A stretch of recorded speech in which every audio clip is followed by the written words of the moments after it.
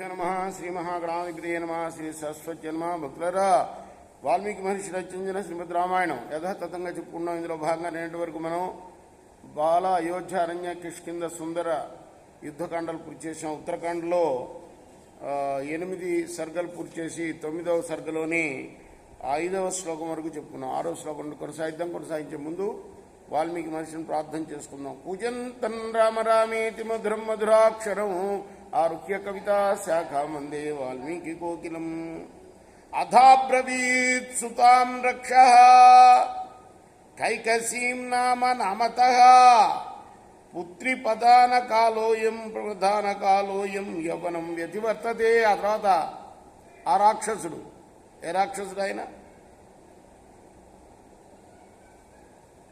ఎవరి గురించి చెప్పుకుంటున్నాము?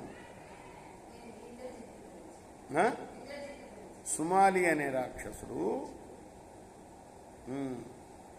ఎవరిని చూశాడు? కుబేరుణ్ణి చూశాడు. ఇంద్రజిత్ పూర్వ చరిత్ర ఇది. కుబేరుణ్ణి చూచి తన కూతుర్ని ఇవ్వాలనుకున్నాడు. ఆమె పేరేంటి? కైకసి. ఆ కైకసితో అంటున్నాడు, పుత్రి, ఇది నీకు వివాహం చేయవలసిన సమయం, నీ యవ్వనం దాటిపోతున్నది. కాబట్టి ప్రఖ్యాఖ్యానాచ్చ భీతైస్త్వం నవరై పరిగృహ్యసే.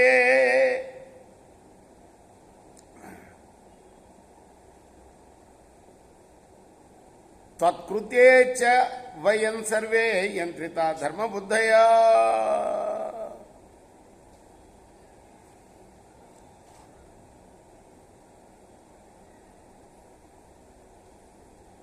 ధర్మంలో ఆసక్తి గల మేము నీ నిమిత్తమై చాలా ప్రయాసపడుతున్నాం, వరుణి కోసం వెతుకుతూ.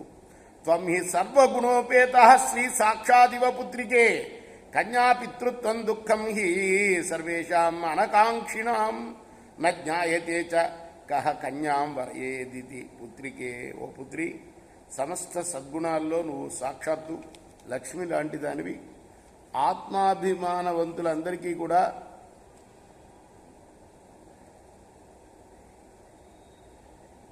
ఒక కన్యకి తల్లిదండ్రులుగా ఉండటం దుఃఖ కారణం అవుతుందట. ఎందుకంటే ఎటువంటి వాడు వస్తాడో ఈ పిల్లకి మొగుడుగా అని. అది మాతు కులం పితృకులం ఎత్ర దైవచ దీయతే కులత్రయం సదా కన్యా సంశయే స్థాప్య తిష్టతి. కన్య తల్లి వంశము, కన్య తండ్రి వంశము. ఏ వంశానికి వెళ్ళును ఆ వంశం ఈ 3 వంశాలను కూడా సర్వదా సంశయంలో ఉంచుతుంది. అమ్మాయి గురించి అటు తల్లి తరఫు వాళ్ళు, ఇటు తండ్రి తరఫు వాళ్ళు, ఆ తర్వాత ఏ వంశంలోకి వెళుతుందో ఆ వంశం వాళ్ళు, ముగ్గురితోటి సంబంధం ఉంటుంది కదా. సాత్వం మునివరం శ్రేష్టం ప్రజాపతి కులోద్భవం భజ విశ్రవసం పుత్రి పౌలస్యం వరయ స్వయం. పుత్రి, నువ్వు విశ్రవసుణ్ణి సేవించు. చాలా గొప్పవాడు మునుల్లో ఆయన. ఆ విశ్రవసుణ్ణి, ఆ పులస్త్య కుమారుణ్ణి వరించు నువ్వు. ఈదృశాస్తే భవిష్యంతి పుత్రా పుత్రిన సంశయ తేజస భాస్కర సమో యాదృశోయం ధనేశ్వర. పుత్రి, నీకు మంచి తేజస్సు కలవాడు, సూర్యుడిలాగా ఉన్న వాడు పుత్రుడుగా పుడతాడు, సందేహం లేదు. సాతు తద్వచనం శ్రుత్వా కన్యకా పితృగౌరవా తత్ర గత్వా చ సావస్తౌ విశ్రవా యత్ర తప్యతే. ఆ మాటలు విని తండ్రి అందరిన గౌరవం చేత విశ్రవస్సు తపస్సు చేస్తున్న చోటికి వెళ్ళి అక్కడ నిలబడింది ఈ అమ్మాయి. ఏతస్మిన్నంతరే రామ పురస్తరయోద్విజ అగ్నిహోత్రం ఉపాతిష్టా చతుర్థ ఇవ పావక. రామా, ఇదంతా అగస్త్యుడు చెప్తున్నాడు రాముడికి. ఆమె వెళ్లే సమయానికి విశ్రవస్సు 4వ అగ్నిలాగా సాయంకాల అగ్నిహోత్రం చేస్తున్నాడు. ఎవరు చేస్తారు అగ్నిహోత్రము? నిత్యాగ్నిహోత్రం చేయాలి. సాయాహ్ని చేస్తున్నాడు అన్నమాట. సాయంత్రం చేయాల్సిన అగ్నిహోత్రం. ఉదయం అగ్నిహోత్రం, మధ్యాహ్నం వైశ్వదేవ హోమం, సాయంత్రం నిత్యాగ్నిహోత్రం. ఇవి బ్రాహ్మణుడికి బ్రాహ్మణుడికే కాదు, నిజానికి ఉపనయనం చేసిన వాళ్ళందరికీ కూడా విధింపబడింది ఈ కార్యక్రమం. కాబట్టి వీళ్ళు బ్రాహ్మణులు ఎందుకు? బ్రహ్మ నుంచే కదా మనం చదువుకున్నాం కదా వంశక్రమం.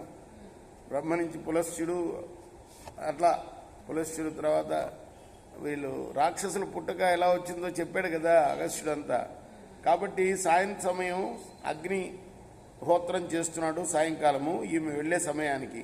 అవిచించతు తాం వేలాం దారుణాం పితృగౌరవా ఉపసృత్యాగ్ర తస్తస్య చరణాధోముఖీ స్థిత విలిఖంతి భూమి అంగుష్టాగ్రేణి భామిని. అమ్మాయి